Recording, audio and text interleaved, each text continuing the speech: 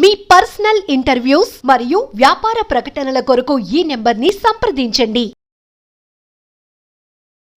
అందరికీ నమస్కారం.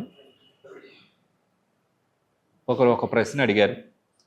50 సంవత్సరాల పైబడినటువంటి వాళ్ళు మరి ఏ విధమైనటువంటి ఆసనాలు చేయవచ్చు? సాధారణంగా యుక్త వయసులో ఉన్నప్పుడు అన్నీ చేయగలుగుతూ ఉంటారు. చిన్నపిల్లలైతే ఇంకా రకాలైనటువంటి చాలా ఫ్లెక్సిబిలిటీతో చేయగలుగుతూ ఉంటారు. కానీ 40 ఏళ్ళు పైబడిన తర్వాత కొంతమందికి ఒబిసిటీ సమస్య రావచ్చు, కొంతమంది కండరాల బిగితతనంతో ఏర్పడుతూ ఉండొచ్చు, అంటే స్టిఫ్ అయిపోతూ ఉంటుంది. ఇట్లాంటి వాళ్ళు కొన్ని ప్రత్యేకమైన ఆసనాలు చేయలేరు, కొన్ని మాత్రమే చేయగలుగుతూ ఉంటారు. కాబట్టి ఒక 50 సంవత్సరాలు పైబడినటువంటి వాళ్ళు చేయగలిగేటటువంటి ఆసనాలు ఏవైనా చెప్పండి.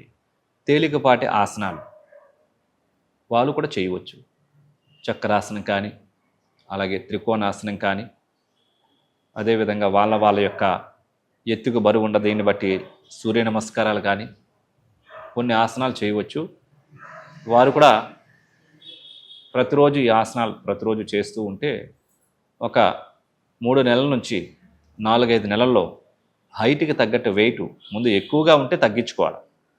ఎక్కువగా ఉన్నవాళ్ళు ఆసనాలు కాదు ఏది చేయలేరు, ఆయాసం వచ్చేస్తుంది, చాలా బరువుగా ఉంటుంది, వాళ్ళ శరీరం వాళ్ళ సహకరించలేనప్పుడు ఇంకా చాలా అనీజీగా ఉంటారు, దేని మీద కాన్సన్ట్రేట్ చేయలేరు. కాబట్టి ముందు అధిక బరువును తగ్గించుకున్నట్లయితే ఒక 3 నెలల్లో వీళ్ళు కూడా అడ్వాన్స్డ్ ఆసనాస్ తప్ప చాలా రకాలైనటువంటి ఆసనాలు చేయవచ్చు. మా దగ్గర 70 సంవత్సరాలు పైబడినటువంటి వాళ్ళు, 80 సంవత్సరాలు పైబడినటువంటి వాళ్ళు టీచర్లు ఉన్నారు. వాళ్ళు ఇప్పుడు కూడా చాలా ఎనర్జెటిక్గా సూర్య నమస్కారాలు చేస్తారు, ఇంకా అన్ని రకాలైనటువంటి ఆసనాలు చేస్తారు. మాతో పాటు సమానంగా వాళ్ళన్నింటిలో కూడా పార్టిసిపేట్ చేస్తూ ఉంటారు. కాబట్టి ఈ యోగా సాధన ఎంత తొందరగా ప్రారంభించగలిగితే జీవితంలో వాళ్ళ యొక్క యవ్వనాన్ని వాళ్ళు సంరక్షించుకుంటూ, వాళ్ళ యొక్క ఆరోగ్యాన్ని వాళ్ళు ఆదా చేసుకుంటూ, వాళ్ళ యొక్క జీవన విధానాన్ని వాళ్ళు పూర్తిగా ఆస్వాదించగలిగే విధంగా శారీరక శక్తి సామర్థ్యాలను పెంచడానికి ఈ యోగాసనాలు ఎంతగానో ఉపయోగపడతాయని చెప్పవచ్చు.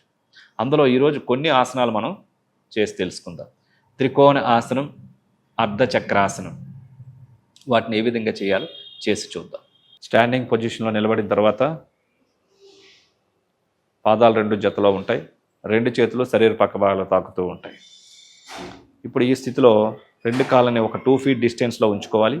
ఎడమ కాలం ఒక 1 feet, కుడి కాలను ఒక 1 feetలో ఉంచి ఇప్పుడు ఎడమ కాలు పాదాన్ని ఎడమ వైపు తిప్పి ఉంచి ఇప్పుడు 2 చేతులని కూడా భుజాలకు సమాంతరంగా రైట్ చేసి ఇప్పుడు నిదానంగా లెఫ్ట్ సైడ్ బెండ్ అయ్యి లెఫ్ట్ హ్యాండ్తో లెఫ్ట్ లెగ్ని టచ్ చేసి పూర్తిగా రైట్ హ్యాండ్ చూస్తున్న విధంగా ఉండాలి, బ్యాలెన్సింగ్ చూసుకోవాలి. ఇప్పుడు నిదానంగా యథాస్థితికి రావాలి. చేతులు 2 రిలీజ్ చేసి ఇప్పుడు కుడికాలు యొక్క పాదాన్ని కుడివైపుకి తిప్పి 2 చేతులు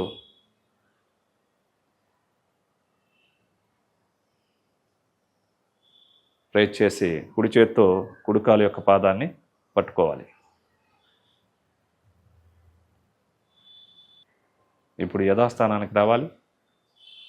కాలు 2 సమాంతరంగా దగ్గరికి తెచ్చుకోవాలి. ఇప్పుడు అర్ధచక్రాసనం, స్టాండింగ్ పొజిషన్లో నిలబడిన తర్వాత పాదాలు 2 జతలో ఉంటాయి. 2 చేతులు నడుం దగ్గర ఉంచుకొని శ్వాసం తీసుకుంటూ ఎంత సాధ్యమైతే అంత పూర్తిగా వెనక్కి వంగాలి. మెడని, భుజాలని, హెడ్ని వెనక్కి రైట్ చేసి ఆసన భంగంలో స్థిరంగా ఉండాలి.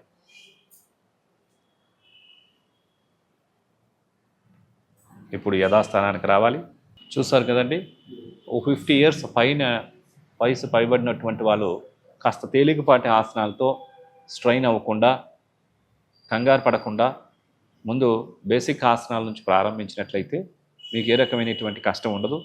అలా కాకుండా ఒకేసారి కష్టపడి అన్నీ చేస్తే కండరాలు పట్టేయడం కానీ, ఒళ్ళు నొప్పులు కానీ ఇలాంటివి ఉంటూ ఉంటాయి.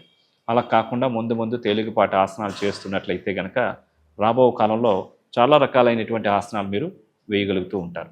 కాబట్టి 50 years కాదు, 60 years కాదు, 70 years పైబడినటువంటి వాళ్ళు కూడా యోగా అనేటటువంటి చేయవచ్చు. ఈ యోగా అనేటటువంటిది అన్ని వయసులకి ఉపయోగపడేటటువంటిది. కాబట్టి ఈ యోగాసనాలు చేస్తే మరి శరీరంలో ఫ్లెక్సిబిలిటీతో పాటుగా ఇమ్యూనిటీ పవర్ పెరిగి స్ట్రెస్ రిలీజ్ అనేటటువంటి జరిగి చాలా హాయిగా ప్రశాంతంగా జీవించగలుగుతూ ఉంటారు. నమస్కారం.